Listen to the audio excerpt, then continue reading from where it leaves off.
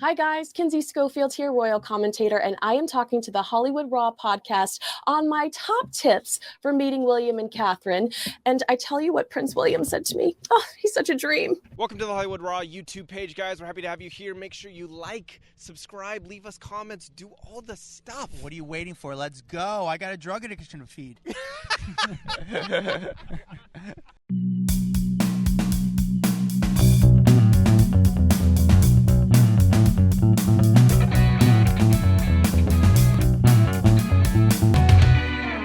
Welcome to the Hollywood Raw podcast. I'm Dax Holt. That is Adam Glyn. We are here in the United States of America.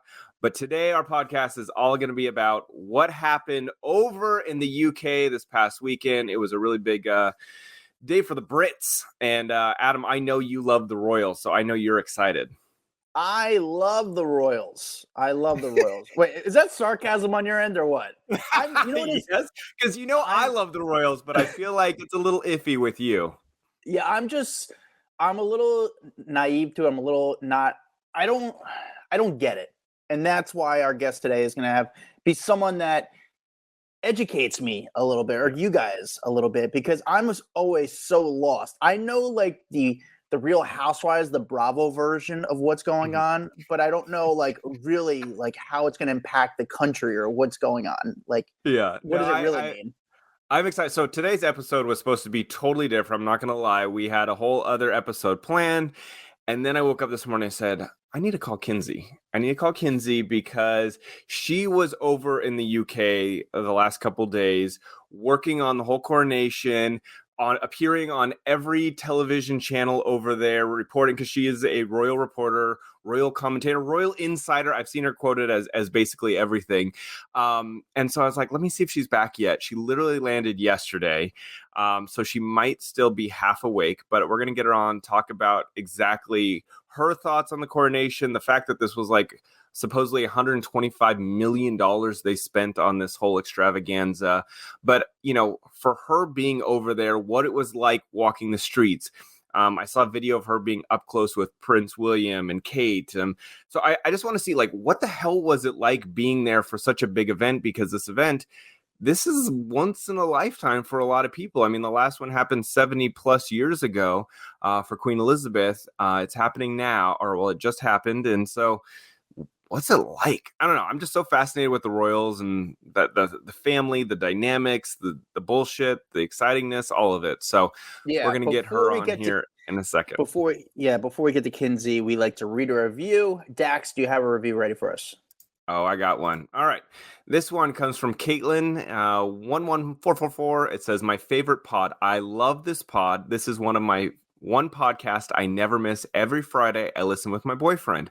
I love pop culture and always have, and it isn't his thing, but you guys keep it real and make it fun enough that he enjoys it too. Every Friday, it gives us time to spend time chatting about something I really enjoy together. You guys always are so real about celebrities and always make us laugh. Thanks, guys, for all the best updates. Look at us, Adam, bringing couples together. You don't even need counseling. You just need the Hollywood Raw podcast. I love it. Thank you, Caitlin. Let's just do one review and get right to Kinsey, because there's a lot to discuss regarding what is going on in the UK. Kinsey, are you there? All right, Kinsey Schofield, commentator, royal commentator. What do you like to go by, Kinsey? Is it royal commentator, royal insider? What do you think the title that you enjoy the most? Well, I typically like to just say Kinsey Schofield of the To Die For Daily podcast. That way somebody has to mention my podcast. So I'm very much like you guys in trying to build my own brand. So, but yeah, you're absolutely right. It was an incredible atmosphere in London. And Adam, you're not the only one. I think a lot of people visualize the royal family as just one step up from celebrity, but don't quite understand the purpose of their existence. So explain it. What is the point? What is the point of them then? Well, I do believe that it's become something different. Ultimately, they were the rulers of the country. Obviously, that has changed. They really have absolutely no power whatsoever. And they have become, the objective really is, they are these iconic figures that lure tourists over there and that interest people. They want to see their castles. They want to know about their history. And they really have become more so just these public figures that people are fascinated with and fascinated with the history. But if you look at the coronation specifically, that was a constitutional and religious event. Crowning Charles, although he was king after the death of his mother, officially crowning him the king of the United Kingdom in 14 Commonwealth realms. So it was just this beautiful event to officially secure him in that title and in that position.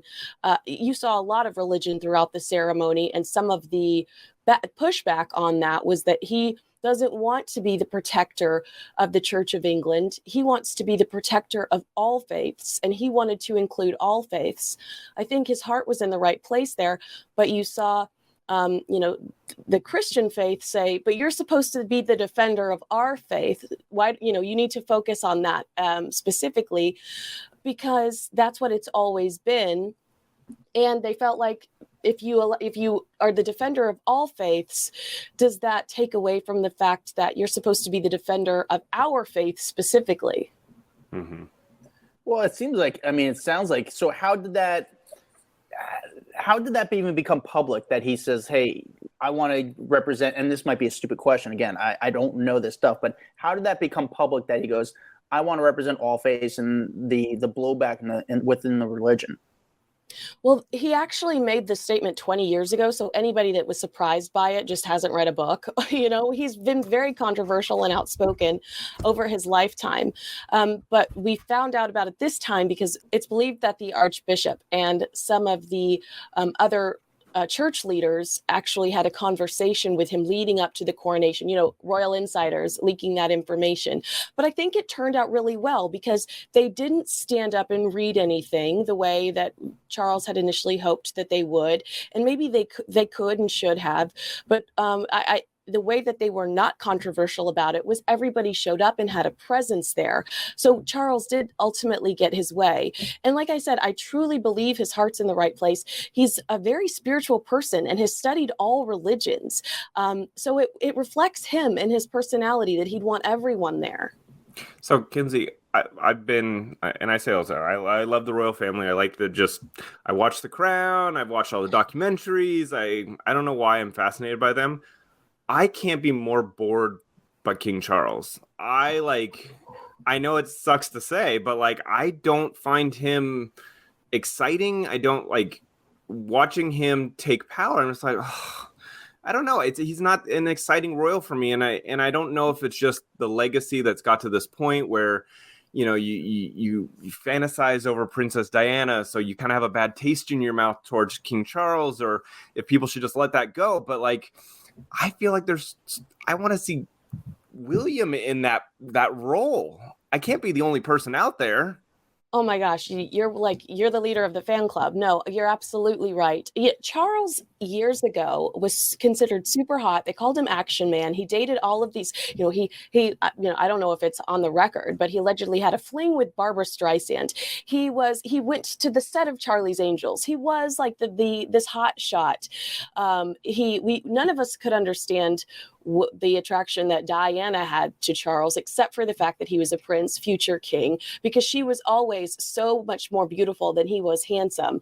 And then I think our feelings about him declined immensely when not only did he choose Camilla over Diana, but he was so ugly in the way that he chose Camilla over Diana and really was not a kind person throughout that process. Because Diana would tell you she was always in love with him and he was her ultimate goal. She didn't want the divorce. She wanted a separation, I think. And if they would have only been separated, Diana could have become queen over the weekend. But because they got a divorce, because he married somebody else, and the fact that we're not making a bigger deal out of the fact that this guy that's supposed to be the head of a church, divorced his wife and put his mistress up on the throne with him. That to me, that's chaos. So okay. Explain that to me. He's got so much baggage in his life, but yet everyone is focused on Prince Harry and all his baggage. I don't understand. I just don't let get me it. tell you what, there's been millions upon millions of dollars in rehabilitation PR wise that's happened over in London that has not happened here. And that was my conversation over the weekend, because everybody kept saying, we hate Camilla in the States. They were saying that to me. We don't like Camilla. Like, what's it like over there? And I've said millions of dollars have been put into the rehabilitation of this couple's image in the UK that hasn't been put. We never see them. They don't come over here. We don't see the leaked stories about, how everybody loves Camilla and all of the charity work she's doing between book clubs and animal rescues. They have spent all of that money in the UK to rehabilitate her image. They've done a really good job. But at the end of the day, you are still, every cabbie that I had, at the end of the day, every random person that I met on the street said that they were just patiently waiting for the Prince and Princess of Wales to ascend to the throne. They felt like Charles was this bridge that they had to suffer through until they could get William and Kate, and that was their ultimate, yeah, it's okay, but we're just really eager to see William and Kate. And I'd even say after the coronation, I know you guys are social media junkies like me, as I was doom scrolling after the coronation, it felt like all the pictures were of William and Catherine and their children. I didn't see anybody posting pictures of Charles and Camilla with the crowns on their head. It felt like still after that event celebrating Charles, all eyes were on William and Catherine. Yeah. So, do people want a royal or a king or even a queen that's just a little bit more fun, a little bit more personality, someone that's just like a real person? Because right now they don't seem like real people. Yeah, they almost look like cardboard cutouts in some of those photos that we saw over the weekend. 58% of the people that were polled in a recent poll said that they want a monarchy, but that's not that's not a great number. You'd hope for better, higher approval ratings. I think that Charles is a little bit older, which doesn't excite people. He has, like Dak said, baggage when it comes to his divorce. He has gotten involved in politics a lot, which really makes people angry because the Queen was a mystery. We never knew what she thought about whatever. And Charles will say, I want to go heavy on environmentalism. I don't think we should have a bunch of new buildings in London. I think we should have antique architecture. He used to talk about talking to his plants. He's very eccentric, very, he has an Aston Martin that runs on wine and cheese. So if you're saying, like, do they want a more relatable person? I'm sure that would be nice because we can't have Aston Martins that run on wine and cheese.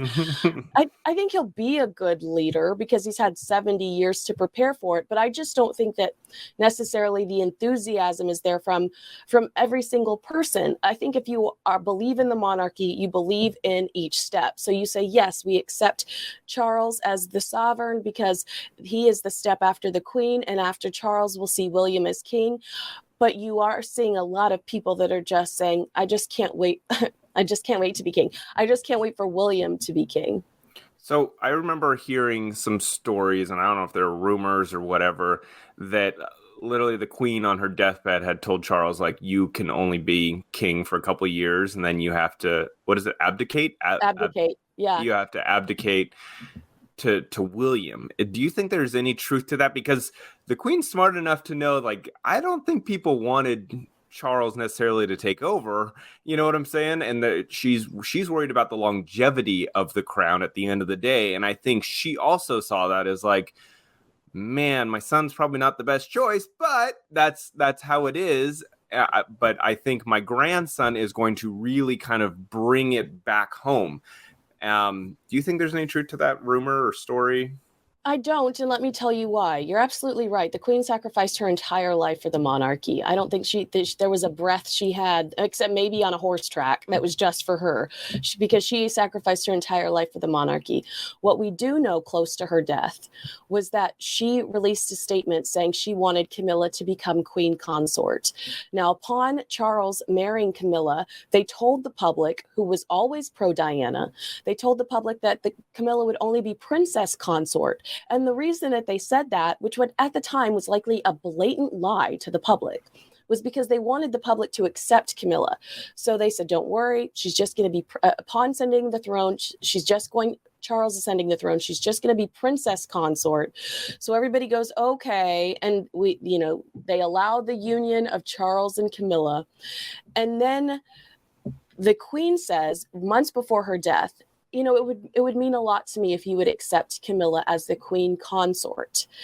And the public goes, okay, we're only agreeing to this because it's your platinum jubilee and you're the Queen and we love you.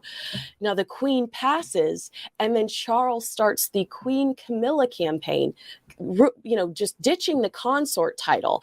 Consort means I'm married to the king, but Charles wants to elevate Camilla, wants her to have this respect that she's never had.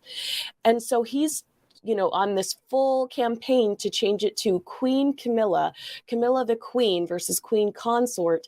And this has riled a lot of people up. In fact, the man that designed Princess Diana's dress lives in Windsor, in the mix of Windsor Castle and all of these aristocrats. I think his name is David Emanuel. It is. And he designed Diana's wedding dress. And he actually claimed recently that there was a dinner party where Anne, the Princess Royal, the Queen's daughter, Charles's sister, said to Camilla, "You are not the Queen. You are the Queen consort." So apparently it's actually caused drama within the family that they're trying to thrust this image as, Queen Camilla. And don't forget, Camilla's great-grandmother had an affair with Charles's great-great-grandfather, Alice Keppel. She was there on his deathbed when he died, and a lot of the riches and the money that she grew up with as a child was thanks to her great-grandmother having an affair with Charles's great-great-grandfather. So she got to live this nice life because of this affair her great-grandmother had. And, I doubt her great-grandmother ever thought she'd actually have the opportunity to marry the king, let alone sit on a throne next to him in front of the world and be considered the mistress, the Queen consort, or the Queen. So this is all full circle. Like, this is an amazing moment for Camilla's camp. But ultimately, there is naturally pushback from people that love the monarchy and love the traditions of the monarchy, and recognize that there was one point in time that they were held up as, the moral high ground, and that's not the case anymore. Yeah. So what was the vibe like the day of the coronation? Is it like pretty much, are businesses closed? Are schools open? What is that day like in the city? Well, it was rainy and miserable, so I was totally unprepared. I looked like a wet dog on everything. But everything is closed.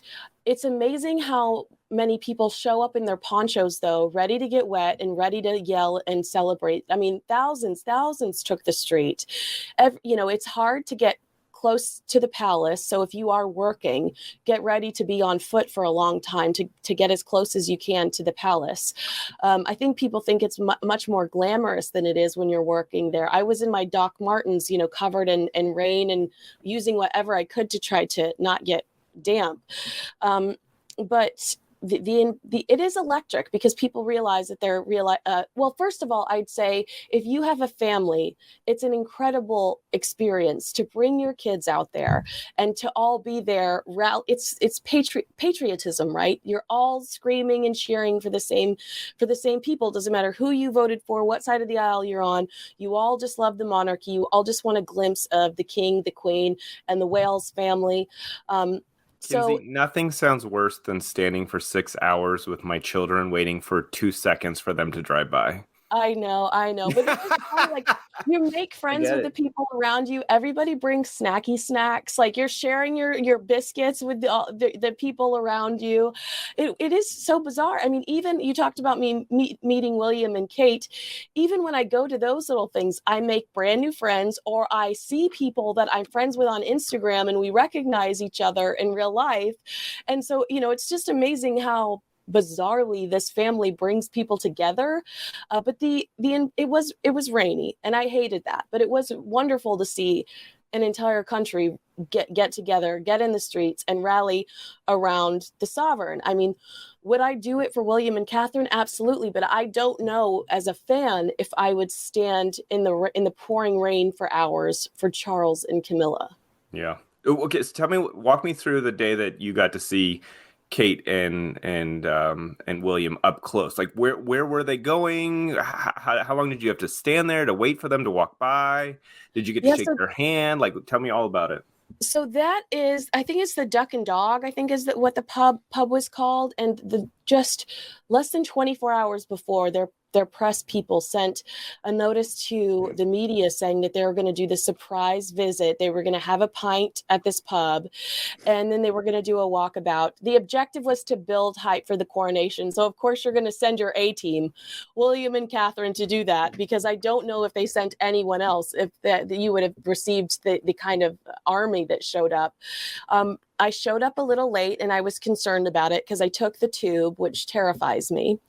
And, you can't take the tube when you dress like an LA girl. I'm sorry. You just can't. I had sequins galore on. But so I took the tube, got there a little late, but I got there right on time. They walk into the pub. They spend a few minutes in the pub. They have a beverage. Then they came out to meet with everybody. First of all, William, who's, level expert at this, kind of flew down his side, and they split the way Diana and Charles used to split. William goes down one side, Catherine goes down the other.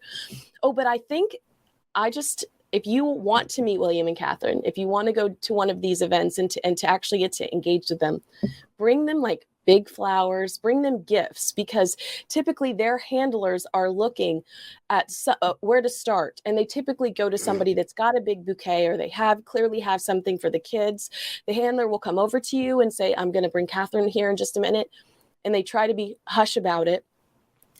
And then, so William comes out. He makes a beeline to his crew. He's very personable, very animated, but he talks to everybody down his row very quickly. And does he take selfies? Yes, they take selfies.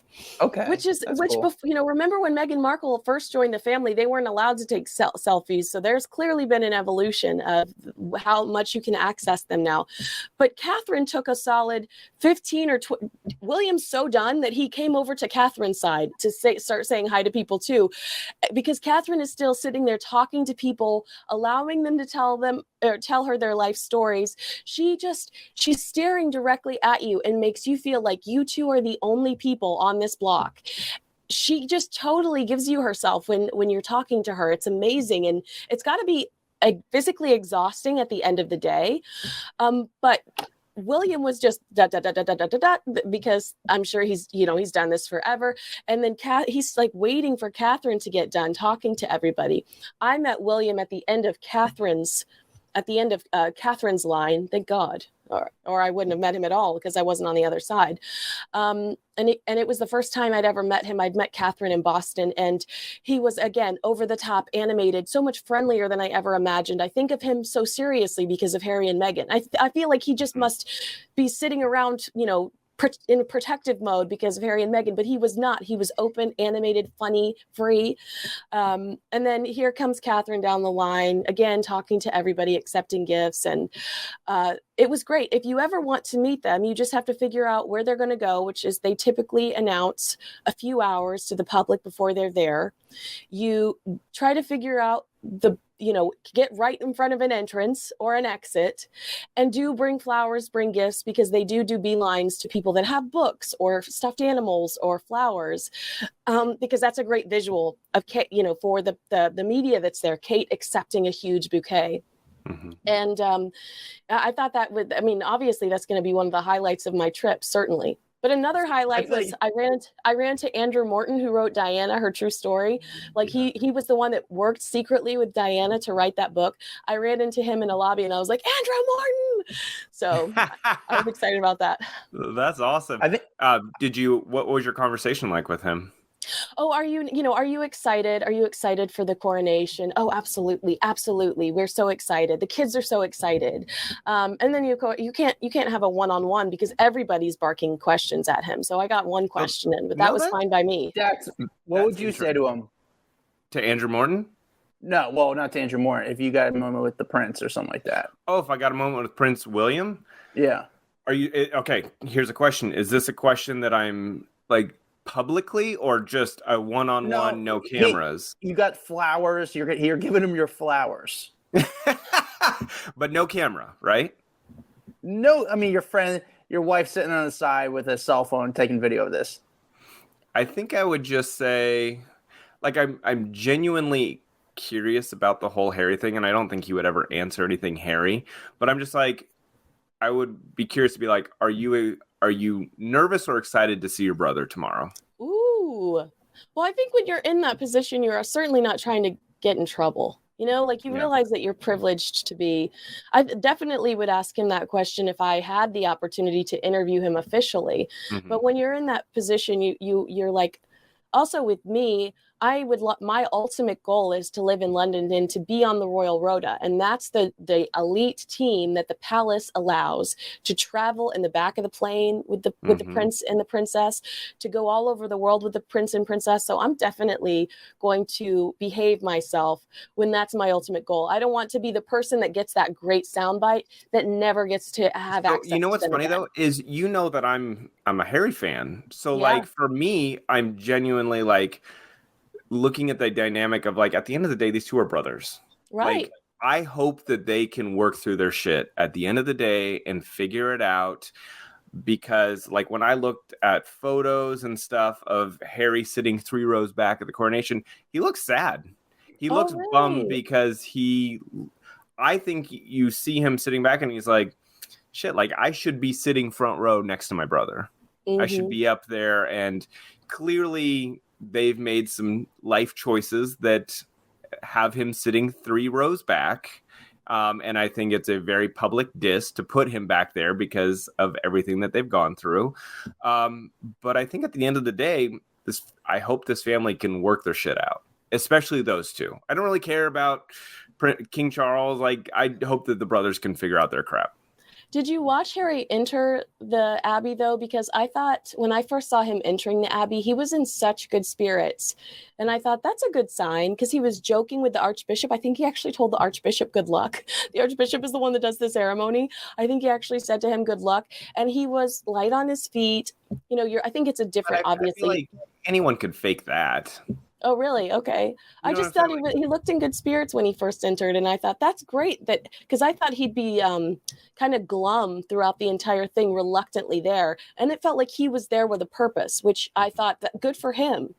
I think good for him for showing up because you kind of have your tail between your legs when you go to the UK right now, at least for him, because there's so much hate and people just talking crap on him and, you know, everything right now. So I give him props for showing up and being like, all right, well, I'm going to go. And Meghan's not here. Like, you don't even have the moral support of your loved one, you know, to be like, all right, let's do this. Let's just hold hands and say, fuck it, YOLO, we're rolling in to make this work. So I give him props there, but I think it's probably very difficult to be sitting and, again, you're 3 rows back and you're the son of the king. Okay, first of all, I just want to quickly say I did notice, because I was there for a week, I did notice there was a solid 4 days where there was a Harry and Meghan ban, where I noticed we weren't talking about Harry and Meghan leading up to the coronation, which I thought was extremely interesting because that is a lot of people's bread and butter. Like you have, you know, you'll notice some of them just hammer at them relentlessly, and you realize that must be their only avenue monetization-wise. Yeah. But as you know, and this is a question for both Adam and Dex, as you know, the day after the coronation, we saw Meghan Markle on a hike. I am curious to know, I've noticed whenever Harry and Meghan are papped, it is by one specific company. Do you have an opinion as to whether or not Harry and Meghan have a working relationship with that company or not? Is it Backred? Yes, because it is interesting to me that Harry and Meghan are always snapped by the same company over and over again, rarely anyone else. Adam, you have any insight into that? I can tell you my opinion, but I want to hear Adam's first. I don't have any insight. When it comes to the royals, I really don't, because that's just a really unique... I don't have any insight, and I don't even have an opinion on it, because I'm very curious about your opinion, and that will help give me a good perspective on it. No, so I don't think it's set up. I think that it appears to be set up because Backred's such a big agency that you have, 100 photographers out there and they're all submitting their content through Backred, right?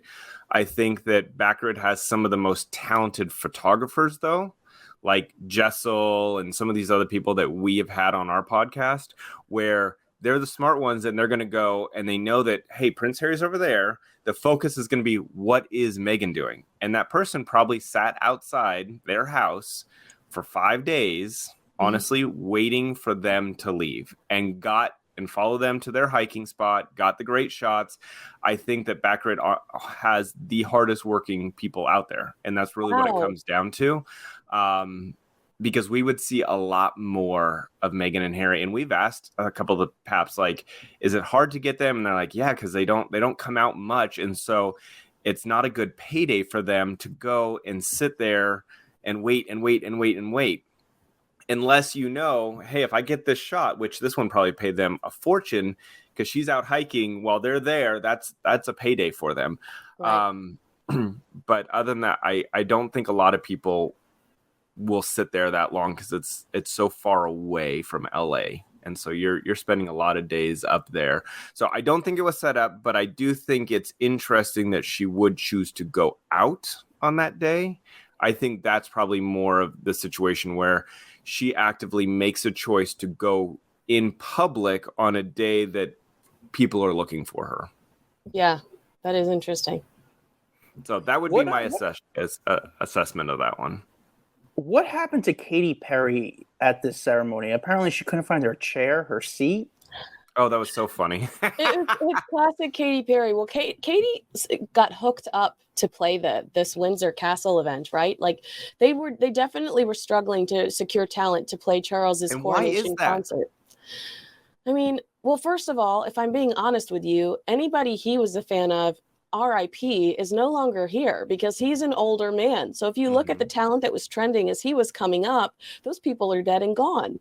You tell me though, the Rolling Stones wouldn't be like, all right, let's do a performance, or like Paul McCartney, like someone who's legendary. No one wanted to show up for him. Like, it doesn't make any sense in my head. Everyone was willing to do everything for the Queen, and King Charles gets up there and people are like, nope, no thanks, I'm good. Or what about a Spice Girls reunion? Who you saw him a lot with the Spice Girls after the death of Princess Diana because the boys loved them. So he was always with them and the boys. You know, there are these great videos of like the Spice Girls pinching him on the butt. I mean, just these iconic moments that really were when the Charles brand started to turn. He was with the Spice Girls. One Direction couldn't reunite for one night. I mean, there are plenty of people that could have gotten together, and they didn't. I mean, Ed Sheeran says that he can't perform, yet he's sitting in Katy Perry's chair on American Idol the night of the performance. So basically, he just flip-flopped with Katy Perry. More Americans were represented at the Coronation Concert than actual people that are British. So Katy Perry could not find her seat. She got the hookup. She said, yes, I will play the Coronation Concert, but I want to attend the coronation, which is crazy because they cut the guest list down from 8,000 to 2,000. Katy Perry gets her seat. Katy got to stay in Windsor Castle, which was the Queen's home upon her death. That's where the Queen was living. It was one of her favorite places. You know, like that's where I think that's where multiple like sovereigns were born, and it's just the most special little place, Windsor Castle. And so she got to stay at Windsor Castle. She got to attend the coronation. And she did struggle to find her seat. She was in this great lilac Vivienne Westwood outfit, taking selfies with anybody that asked her to. She looked totally in her element. Like this was a dream come true for her. But she's always got such a great sense of humor. She's so self-deprecating. Only Katy Perry can make a moment that could be humiliating for anybody else look so charming and silly and fun. Like you wanted to be there with Katy Perry, lost, looking for your seat. Yeah, I loved it. And listen, supply and demand. If no one else is going to perform, you might as well throw out all of your stipulations. You know, I want to be at the coronation. I want to stay at Windsor Castle. You could say anything you want because if no one else is going to perform, they're going to be bending over backwards to get this huge A-list act to be there. So good for her for cashing in on this moment. The other thing I thought is like, again, there's so much focus on Prince Harry and where he's sitting. And then you see Prince Andrew walk in. He's also third row. But why is there so much attention on Prince Harry and not Prince Andrew? Like, the dude has Epstein ties and he's still allowed to go. I don't get it. I feel like the focus is a wild thing. So weird. Well, I think it's specifically with Andrew, it's guilt by association. I don't, I never even fathom. I never even comprehend. Do I think he did what he's accused of doing? I don't care because it's guilt by association. Jeffrey Epstein is a horrible human being, and for him to say, well, I had to fly out there to tell him that our friendship was over. That's why you got those last pictures. Let's be real fucking listic. Come on. Yeah. So to me, it's guilt by association. I think you're smarter than this, Dax. You know why their focus is on Harry. Harry sells. Harry is clickbait, clickbait, clickbait. We don't care about Andrew, even if he is a skis. Like, we're like, okay, that's embarrassing. You're dirty. We don't want to associate with you. But Harry is handsome. Harry has, a little rebellious streak. And at one point in time in the world, every single human being loved him, and he sells. He's like, we are focused on Harry because he is way more interesting. He is way more charming. And we're very committed for some reason to what the happily ever after is. Does he reunite with his brother? Do Harry and Meghan become the king and queen of Montecito or of America? And do they put all of them in their place by being so successful in the States that they never need the help of the royal family again? We're committed to the journey. And I think that is why we're obsessed with talking about Harry. And does he get a bad rap? Definitely. But I think that specifically with the British tabloid press, they like to build people up to tear them down, and to build them up again and to tear them down. Will he become the hero again? There is certainly the option that could happen. Do you miss them being like in the good graces? Do you miss that time when it was like Meghan and Harry and they were all over the world and everyone loved them? And was it fun reporting, or is this also exciting? Well, that's a good question. That's a really good question, because I did love Harry and Meghan. In fact, my whole brand before it was To Die For Daily, I had started, collecting the assets and building in defense of Meghan Markle. Everything was going to be called In Defense of Meghan Markle. And once I started seeing that I thought they were going on a destructive path, I thought, I'm going to change everything to Diana, because how can you not love Diana? But yes, when I was covering Meghan, I remember there was one day that she wore a dress that still had the tags on it. And it was such a cute story, like stars, just like us. Maybe she's going to return it after she wears it. And I recently thought we would be so vicious today if she accidentally left, a tag on her dress. We would just tear into her over it. Mm-hmm. And how silly, because it was such a cute moment, and it could still be a cute moment. I do miss when they were in the fold, and I do miss when they were, because I think that they still could be. Patience is a virtue. Had they just they did all of this around the same time as the plague, the pandemic. And had they just sat back and watched what happened with the world and just done the Zoom interactions the way William and Catherine did. The Queen was even doing Zoom royal engagements. They could have stayed working members of the royal family throughout the pandemic, doing these Zooms. And I think not having access to each other personally, I think it could have calmed things down. But once they realized that the plague was coming, they jetted off to first Canada, then California, because I think they felt safer with Meghan's mother, which I understand. But it does seem like if they would have just allowed the pandemic, just set through the pandemic, I do feel like things could have been different for them, because it would have just allowed everybody time to calm down and sit back and reevaluate things. I think we all came out from the pandemic with bigger hearts, softer hearts. But I think that them being so far away, the royal family, I think, felt less obligated to give them what they wanted, which was they wanted to be half in, half out, et cetera, et cetera. And I think Harry and Meghan being so far away made them feel more comfortable sitting down and talking to Oprah and kind of spilling the beans.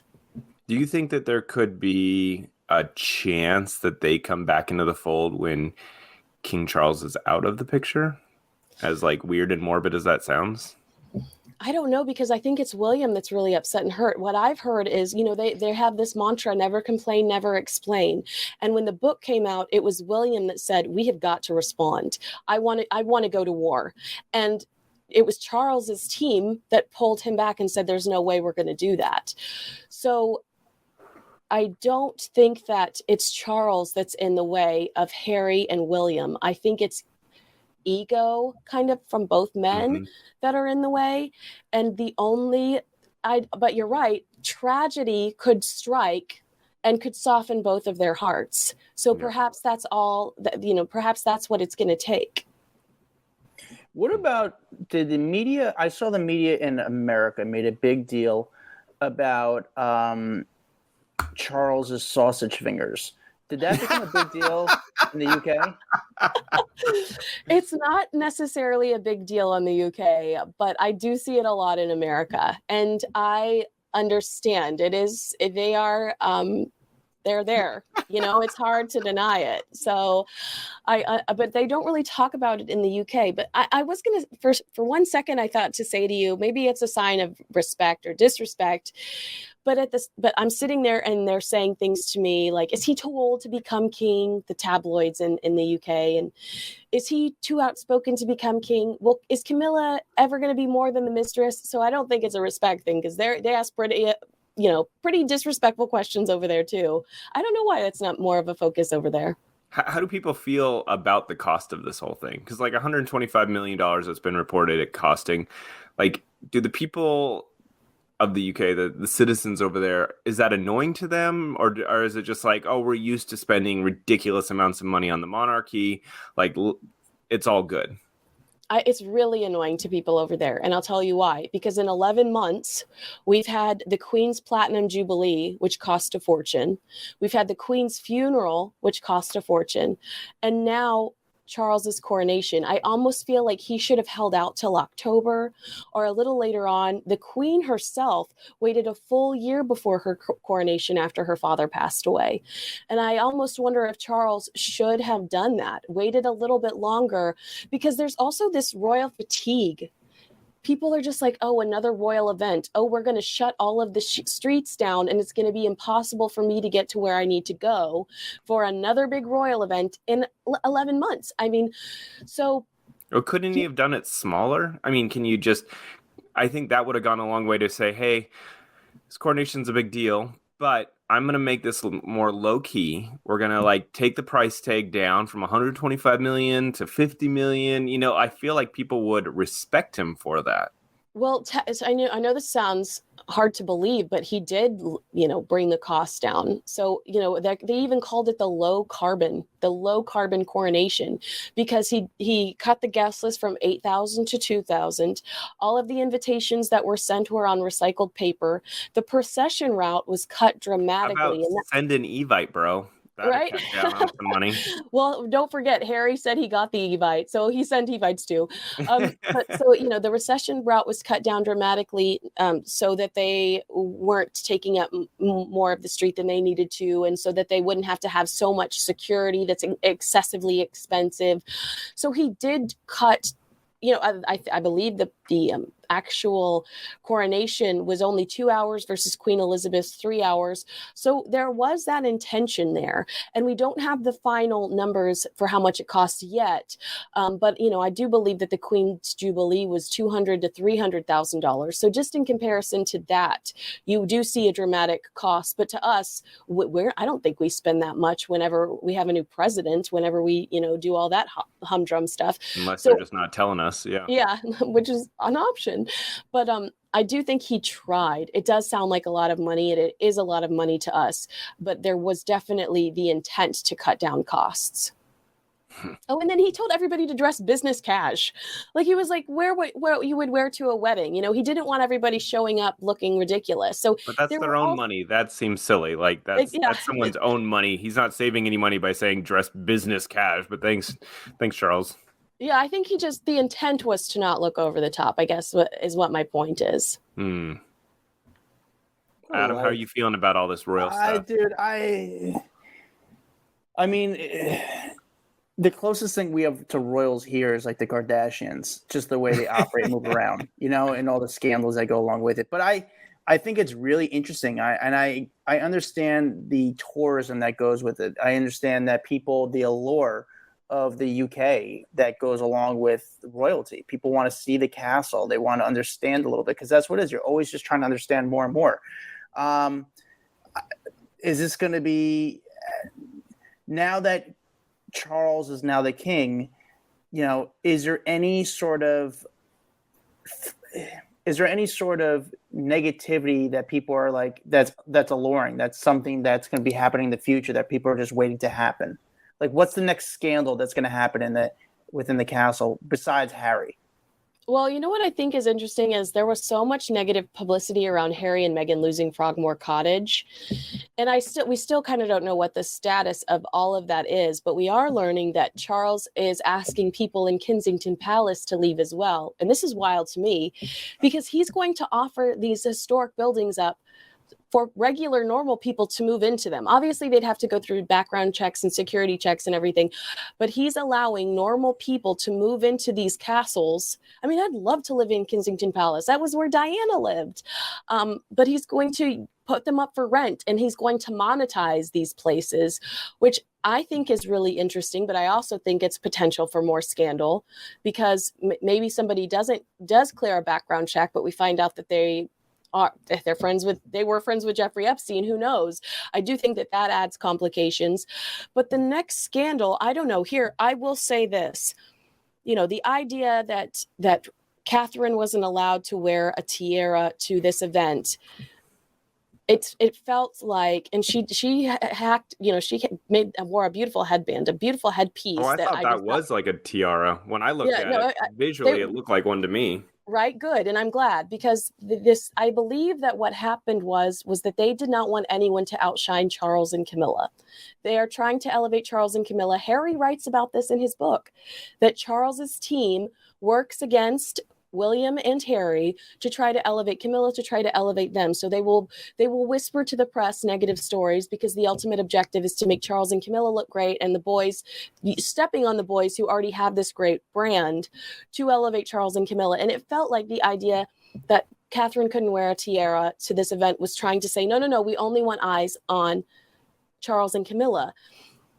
I do think we're going to continue to see Charles and Camilla's team kind of talk negatively or to whisper negative things about William and Catherine because there's a little envy there.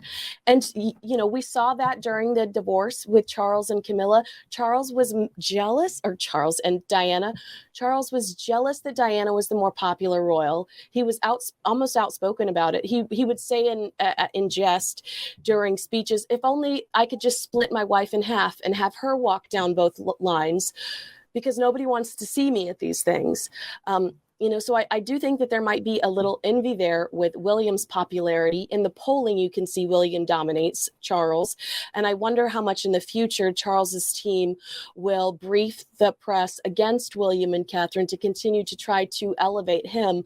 I don't think that's over. And I think it's so unfair because that is his secret weapon. The only reason that people continue to be interested in the success of the monarchy is William and Catherine, because that's what they're looking forward to. If he continues to belittle or work against William, he's only ending the monarchy. He's only hurting himself. And I do think that's something we should watch out for. His ego will be his own self-destruction, because you see it over and over again. Like, if you get them all, like if everyone loves all members of the royal family, it's better for everyone involved. They don't have to love you more than they love William or Harry. Like, get them all in the mix.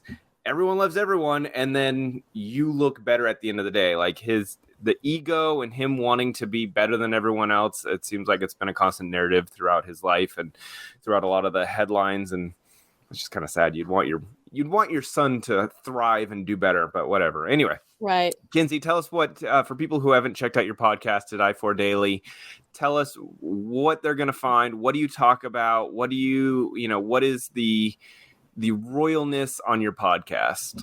Well, I love to have experts like Dax and Adam on my show. Some of my favorite guests. I like to talk, well, with you specifically, we talked about what's going on in LA, which was great. But the To Die For Daily podcast is typically about the history of the royal family and how it relates to today's activities. And that's always fun to see that full circle moment.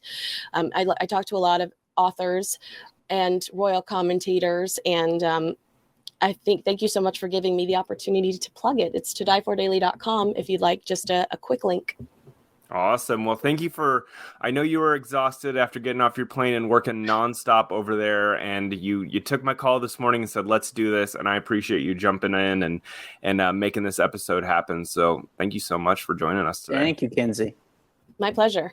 All right, dude. So did we get you a little more into the royal shit, or are you just you pieced out? What's the deal? No, I'm just waiting for the new Bravo storyline that goes on. Okay, that was a cute storyline, but now it's now we're moving past that, and then there's gonna be something else that kind of happens. So you want a Scandival over there, don't you? I want a Scandival. I want an OJ. I want something to happen. An OJ? Not an OJ. OJ would be terrible. That's a bad one. But that's just inevitably something that makes people more curious. It keeps the allure going, at least in my opinion. So, I mean, would I stand 7 hours to see him 2 seconds? I don't know. I don't know if that's for me, but to each their own. No, I don't know why I have this fascination with royals. I just do. I enjoy it.